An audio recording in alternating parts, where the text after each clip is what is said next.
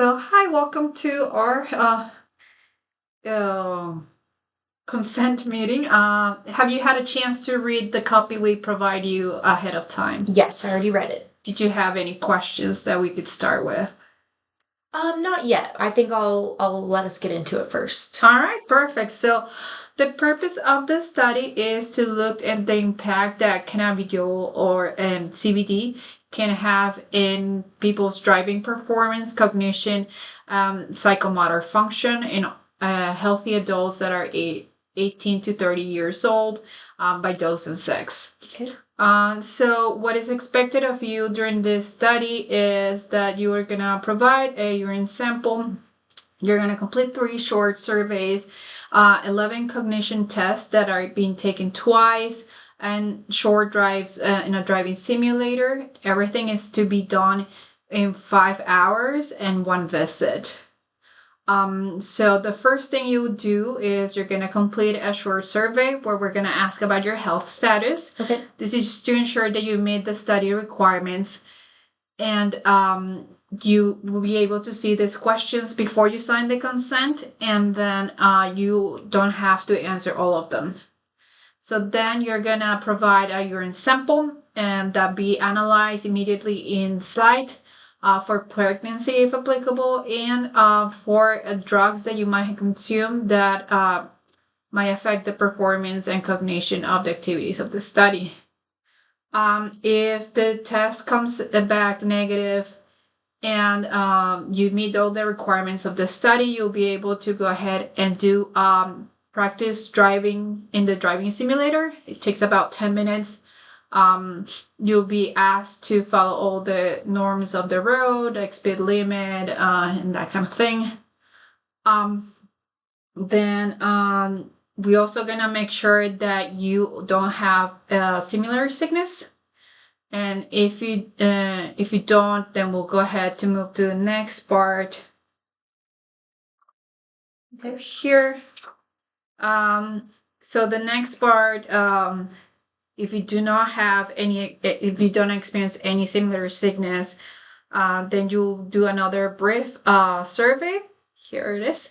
About your health history, your driving history, your driving preferences, like wearing seat belts and all that kind of thing. Again, you'll be able to see all these questions before you sign the consent, and you don't need to answer all of them. Okay. After this, you'll complete the 11 cognition tests. They are done just to have a baseline for your cognition and your physical motor function. So some of them are just to see your level of sleepiness, assess your mood, your physical, mental sedation. You'll also be doing things like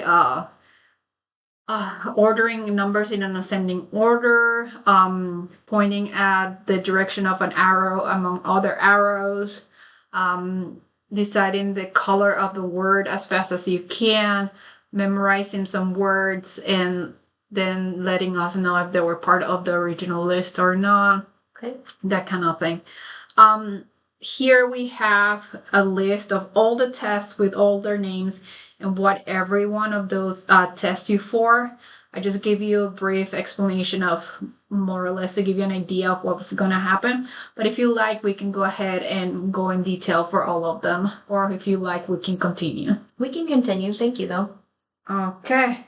So after you complete this, you'll be randomly assigned to either take one of the CBD oil or placebo, and then you'll receive food and drink, and then you'll wait 120 minutes. This is the time that the body takes to absorb the CBD or for it to take effect. Okay. Right after this, you will complete the long driving simulations. These take between 25 and 35 minutes. The first one is a practice simulation. The simulator mimics a car with all its parts. So it has the accelerator, the brakes, the controls, the steering wheel, and also a computer screen. Okay. You will follow all the rules of the road. You'll be avoiding some objects or passing some slower cars. The first one is a practice. The second driving is tested for sorry. Okay. Tested um for your time up for break assessment. And then that will be scored for your driving performance. So Okay. after you're done with this part of the simulators, you will complete again the 11 cognition test. This is to assess your cognition and psychomotor function after you might have taken the CBD oil. Okay. And then you finally will complete another brief survey to gauge your thoughts about the study and see if you can tell us what drug did you take. Okay. Okay. For participant safety, we have Dr. Haggerty. She is a licensed family medical physician in West Virginia. She'll be available during the study and 24 hours post-study in case you have any medical concerns or health concerns. To get in contact with her, you do have to call Dr. Rudisil. She is the main investigator at this number over here. Okay. And she'll put you in contact with Dr. Haggerty. Okay. We do understand that the half-life of CBD is 17 hours, but we do ask you to restrain yourself from driving for 24. And we'll ask you to have somebody to take you home after the test. If you do not have somebody personal from the study, will take you home. Okay. Okay. So I know there is a lot of information here, and I just don't want you to get lost in all this. But if you had to explain this to a friend or a family member, what would you say that your study visit would look like? I would tell them I'm going to be at a study visit for 5 hours and I'm going to fill out cognitive surveys and I'm going to do a test driving simulator. And if I can do that without getting sick, then I will take CBD oil or placebo and then do a longer driving simulation. And then I will do the cognitive tests again. And I'll also fill out some surveys as well. Correct. Okay, perfect. So now we're gonna talk about the possible risks on discomforts. Okay. There are some potential risks with data breach, but we'll do everything to keep it as minimal because participants will receive a study number assignment, and then all the other data will be stored in a secure virtual environment in West Virginia University, controlled by the Information Technology Department. And then the second minimal risk is momentary motion sickness. This will completely stop when we stop the simulator. If you were to experience any of this, it will stop the trial. Okay. And then the third risk is involves the CBD itself. The CBD comes from the cannabis sativa plant, which has less than 0.3 THC by federal law. So there is theoretically a possibility that you could test positive for a drug test if it's administered for THC or marijuana. Okay. And so there are additional minimal risk side effects with CBD. CBD is a legal product, but there is little research done on it. Okay. So we're going to continue here. So one of those is that elevates the ocular pressure. That's why participants that have a glaucoma won't be able to participate in the study. For this study in particular, we're gonna use the version of CBD called nutraceutical. Okay. Where is the? Well, it's here. This is available for sale over the counter. And then there is another version of CBD called Pedialex over here, which is FDA regulated. It's a prescribed version of CBD, and it's used to treat seizures disorders. Okay. So there is in this section a more detailed list of the effects of the Pedialex. there's also a link here that you could use to read even more information about those effects. But then for this study, we're gonna make sure that we're using the nutraceutical version of it. We're gonna use the dosage of 150 milligrams and 300 milligram doses, as these doses have been used in other studies, and they're well tolerated and have no major adverse events reported. Most studies use between 150 and 60 milligram doses, and even higher than 1,200 milligrams. Okay, so lastly, we'll also be asking you about your medical history and your driving history. For most participants, this is not a question. These questions are not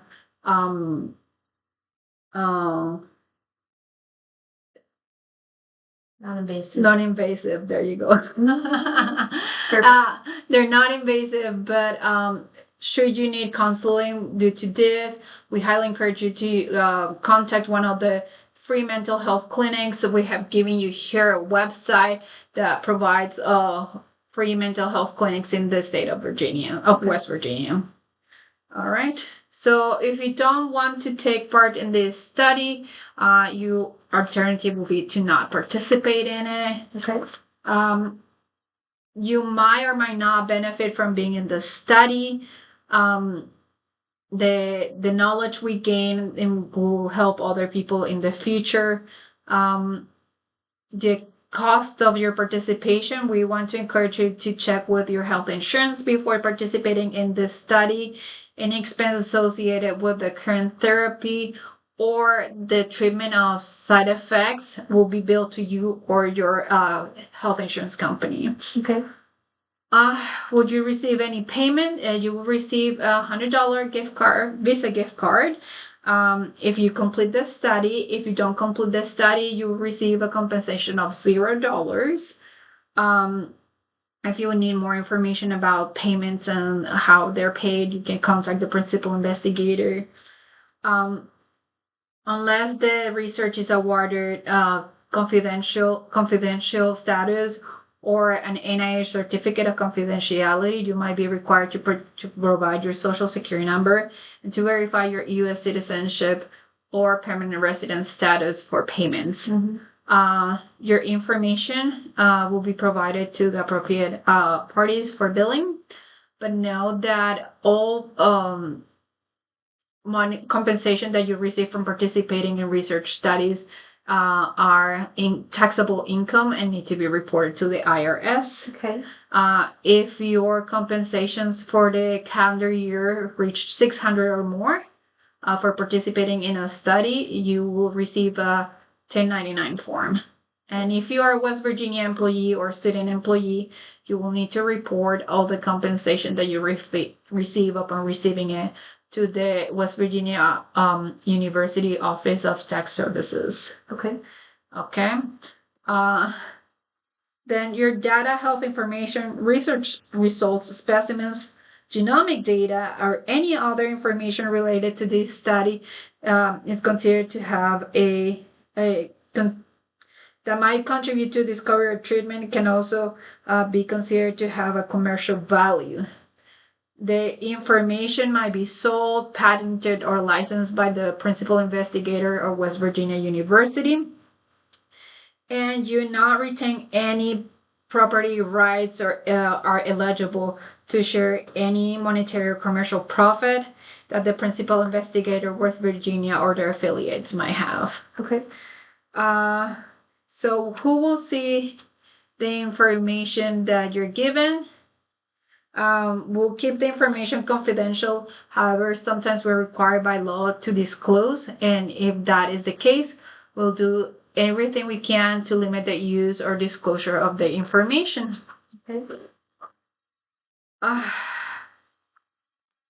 Your research records and test results, just like hospital records, can be subpoenaed by court and to be inspected by a federal investigator authority without any additional consent.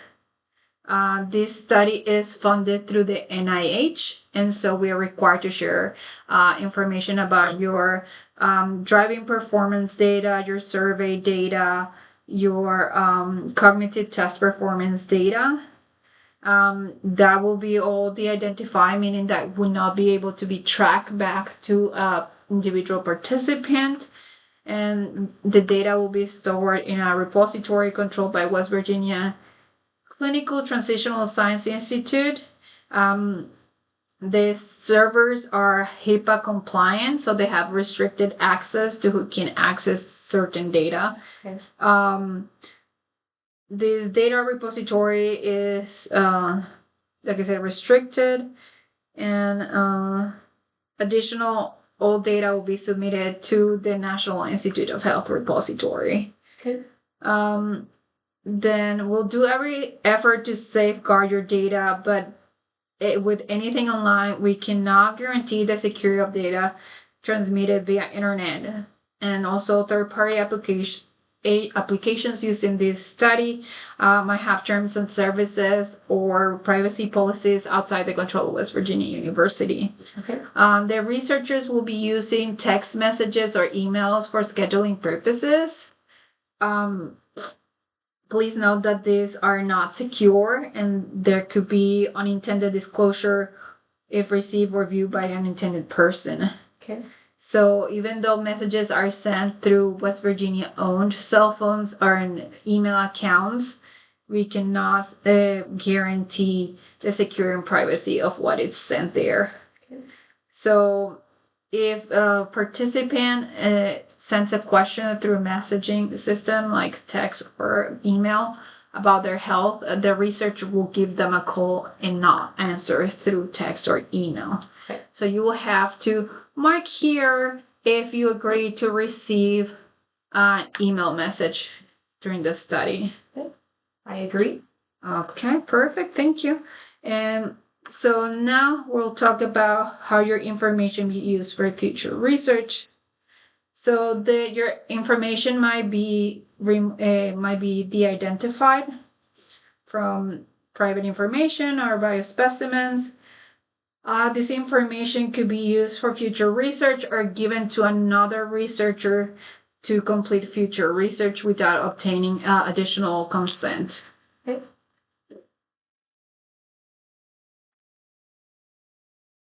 Okay, so a description of this clinical trial will be available in this website called clinicaltrials.gov, as is required by U.S. law. You would also be able to find a summary of the results here, and your name will never be used for any of the publications. Okay. Now we're going to talk about the HIPAA authorization. In West Virginia, we are dedicated to protecting your privacy and your information. So as part of that, we are required to obtain a written authorization or a permission, basically this document, before we might disclose any of your protected information, protected health information, or share it with research purposes. So you can decide to sign or not to sign this document. If you do not sign it, you will not be able to participate in the study. The choice you make will not affect the access to medical care you receive. Okay.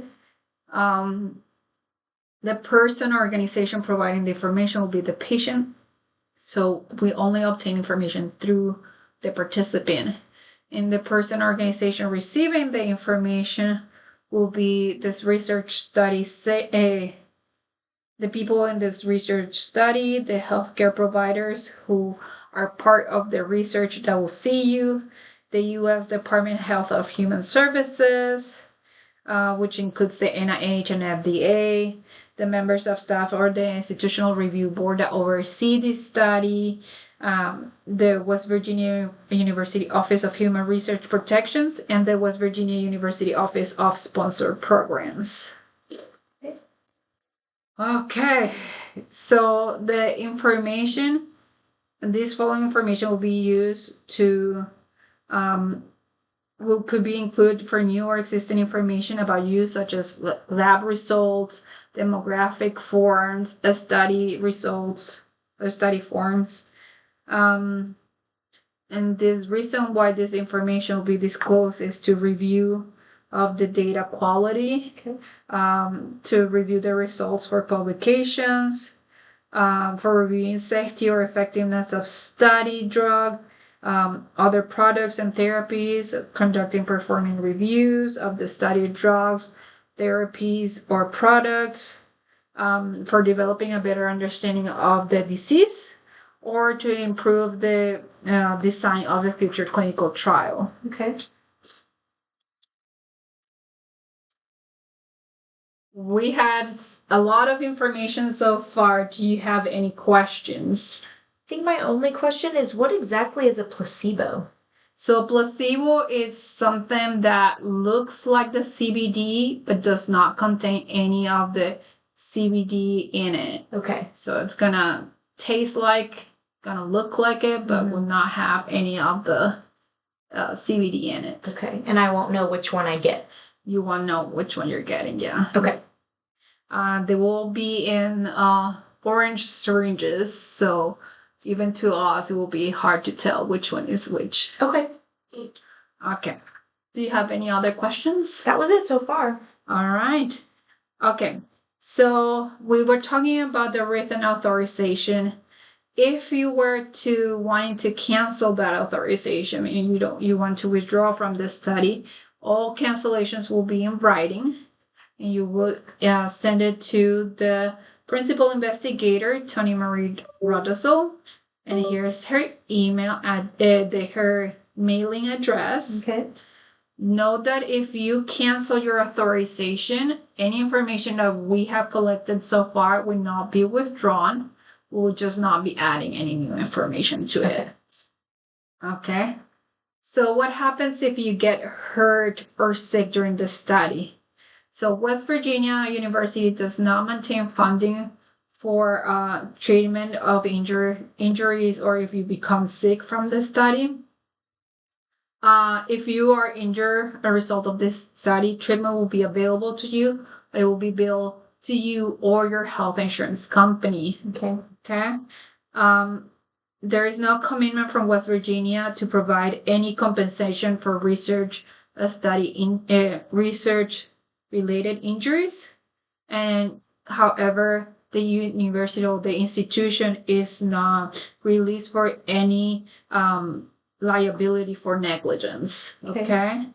So if you have questions about what to do or the information we're giving you, you will just contact the principal investigator. Here is the number again. Okay. If you have questions, concerns, complaints, if you get injured, if you become sick during the study or post the study, you call in all those cases. Again, the principal investigation, Tony Marie Rodasol, we have put her information here and just to describe very clearly what circumstances you will be able to contact her, but it's always her. Okay.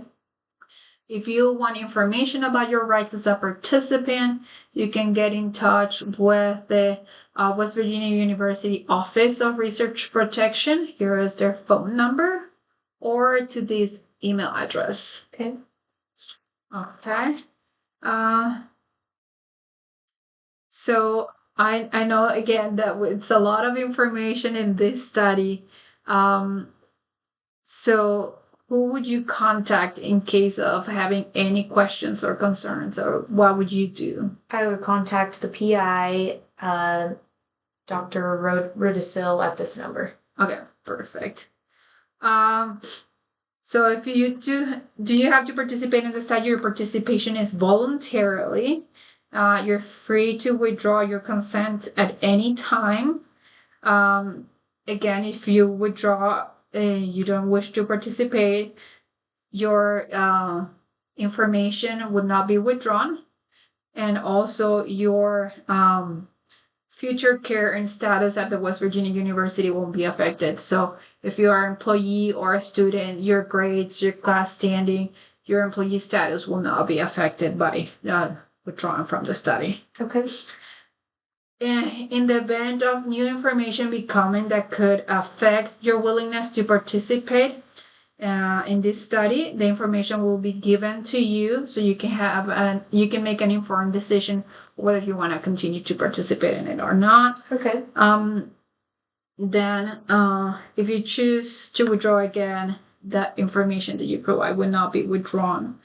Then we're gonna talk here about if you want to be contacted with information about future studies. So future research might be conducted for which you might be eligible.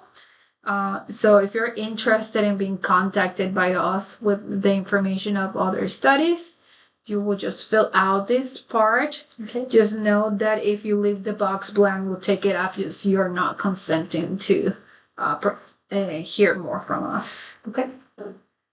All right, and so we're making it to the last part. So the next page will be our signatures, but basically by signing, you willingly consent to participate in this research study. Okay. And applicable authorization. So before you sign, do you have any questions or concerns? I really don't. I think you answered everything. All right. So you can go ahead and print your name, sign, and date. Okay.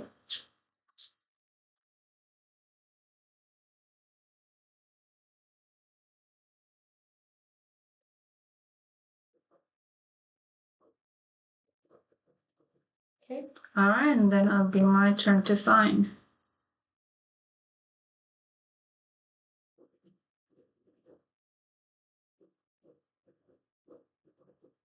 All right. Thank you so much for your participation. Thank you. Have a good day. You too.